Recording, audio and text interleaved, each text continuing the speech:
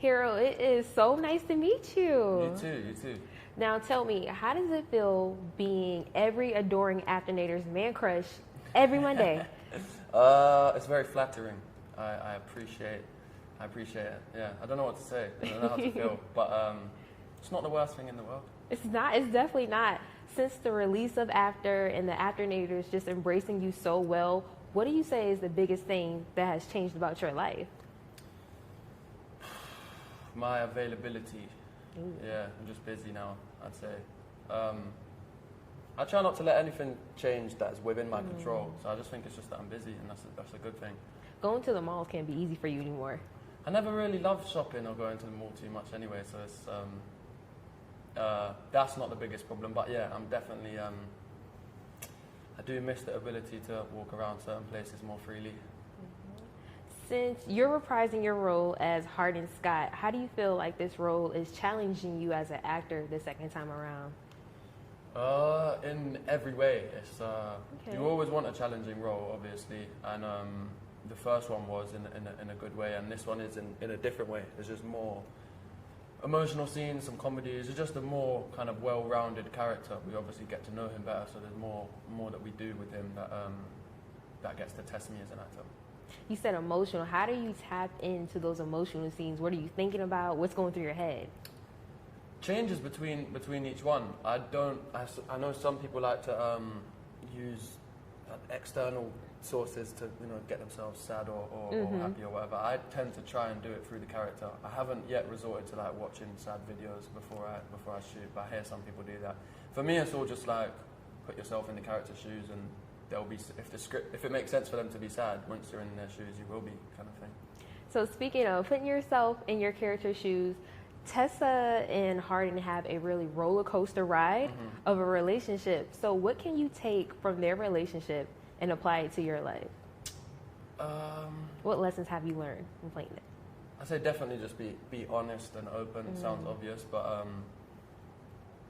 if you know there's something that someone you know in your life should know, then say it and don't wait till it's too late. Yeah, I think honesty is a good lesson to learn from their story. So true.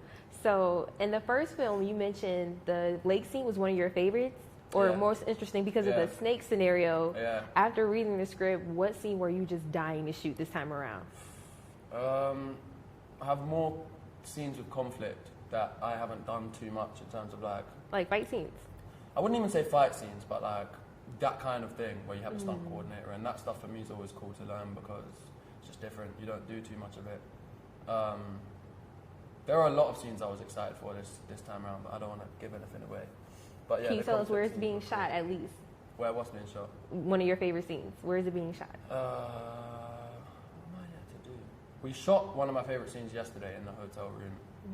It's the only scene it's the main scene with Tessa, Trevor, and Hardin, and obviously that dynamic's really fun to play with. I wish we had more scenes with the three of us.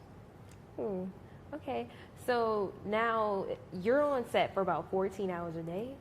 So when you leave set, how do you unwind? I don't think you need to. You just fall asleep quite quickly after long days. I don't do anything after we finish. On a long day, when you work 14 hours, I just go home and I'm straight to bed, to be honest. And then I prefer to wake up earlier in the morning and do more.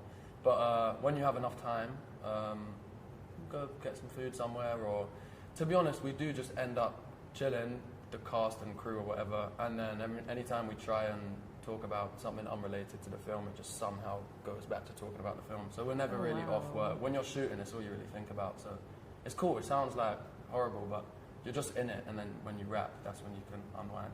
Now, this is your second time shooting in Georgia, maybe even your third. Are there any places you like to frequent?